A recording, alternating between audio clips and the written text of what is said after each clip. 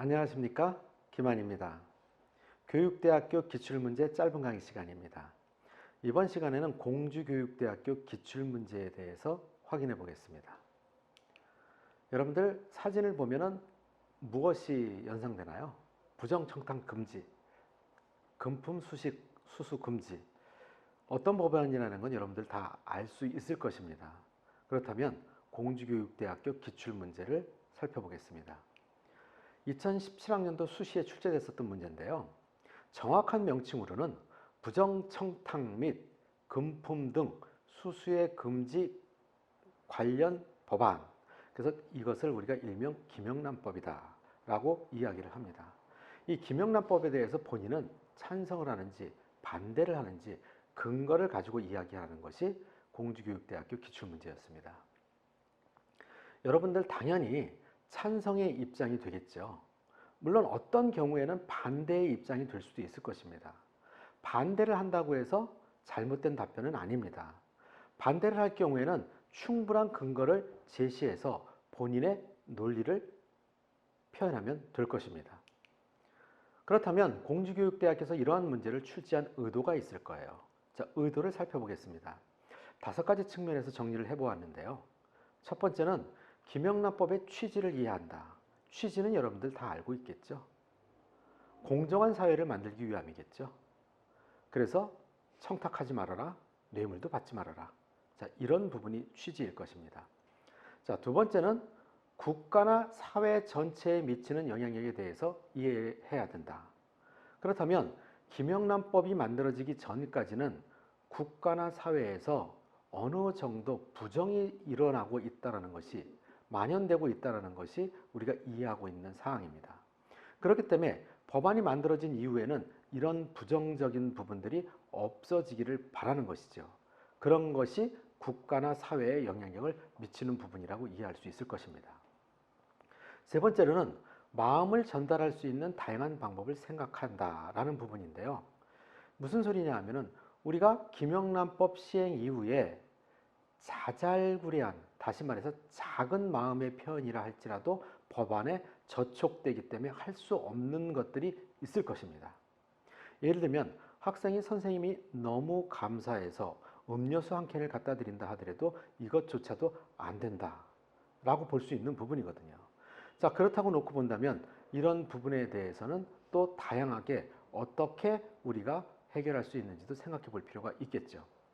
그 다음에 공정한 사회 구현의 의미를 파악해야 된다. 이 부분은 김영란법의 취지에서도 연결되는 부분이겠죠. 공정한 사회 당연히 구현돼야 되겠죠.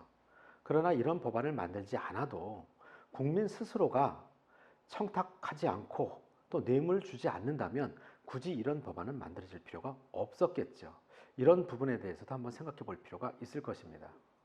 5번째는 취약계층이 김영란법으로 인한 어려움을 이해한다. 이 취약계층은 2가지로 우리가 살펴볼 수 있을 것입니다. 김영란법이 만들어지기 전에 취약계층이 있을 것이고요. 만들어진 후에 취약계층이 있을 것입니다. 그 전에는 물론 청탁하면 안 되죠. 그럼에도 불구하고 뇌물을 주고 부정청탁을 하는 사람들이 있기 때문에 이 부분 때문에 손해를 보는, 또 이 부분 때문에 불이익을 받는 사람들이 바로 취약계층이 되겠죠. 자, 이 부분이고요. 그 다음에 김영란법이 시행된 이후에는 예를 들어 갖고 생계의 위협을 받는 사람들이 생겼습니다. 꽃가게를 하는 사람들 같은 경우에는 평상시에 선물을 하기 위해서 꽃이 판매가 어느 정도 유지가 됐었는데 이것조차도 청탁으로 간주될 수 있다. 뇌물로 간주될 수 있다는 부분에서 많은 양이 줄어들었다고 합니다. 자, 이런 부분을 생각해 볼 수 있을 것입니다. 자, 그렇다면 이번에는 답변을 하는 데 있어서 방향성을 한번 살펴보겠습니다. 물론 내가 찬성을 하든 반대하든 어떤 것이 정답이 될 수는 없습니다.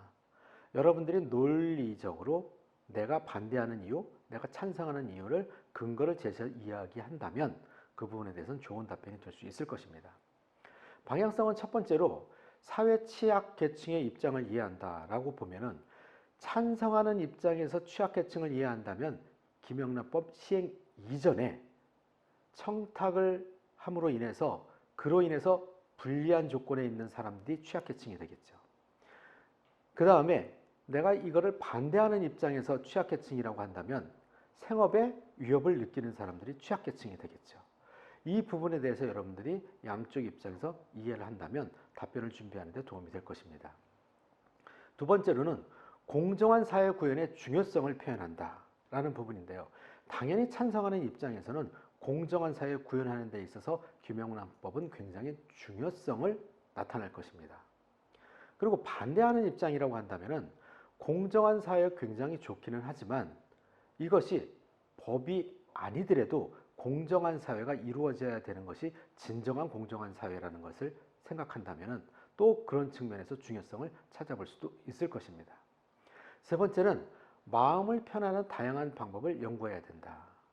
실제로 김영란법을 찬성하는 입장에서는 물건이 아닌 또 물질적인 것이 아닌 마음을 전달할 수 있는 다양한 방법을 찾을 수도 있겠죠. 이 부분을 마음을 전달하는 학생 입장에서 교사에게 편지를 전달한다거나 이런 부분에 대해서도 여러분들이 생각해 볼 수 있을 것입니다. 반대하는 입장에서도 이 부분을 생각해 볼 수 있겠죠. 사실 나는 선생님한테 전달해 줄 수 있는 부분이 교사가 되어야 되는 여러분들의 입장에서 생각해 봐야 되기 때문에 선생님의 예를 많이 들고 있는 것입니다. 학생의 입장에서 선생님한테 편지 쓰는 거 중요하죠. 그것이 쉽지 않은 학생들도 있을 것입니다. 그런 학생들 입장에서는 편지를 쓰는 것이 쉽지 않은 학생들 입장에서는 또 다른 표현을 할 수도 있는데 그것이 막혔다라고 볼 수도 있겠죠. 자, 이런 부분에 대해서도 생각해 볼 수 있을 것 같습니다.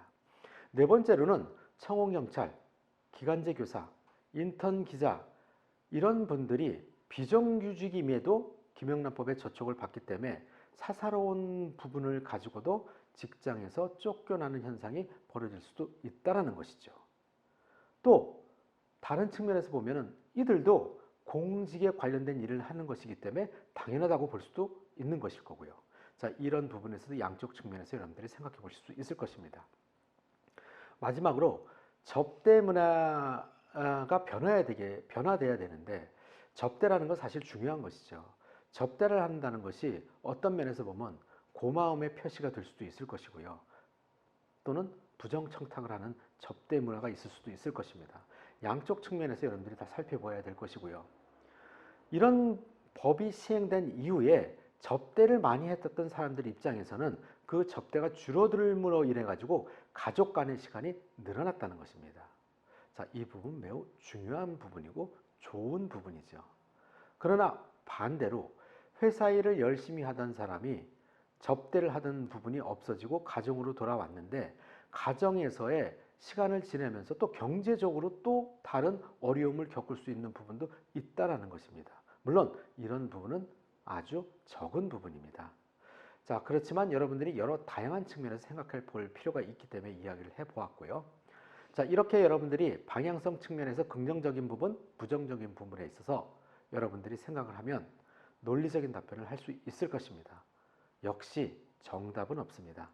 논리적으로 나의 주장을 한다는 것이 가장 중요한 것입니다. 여러분들 감사합니다.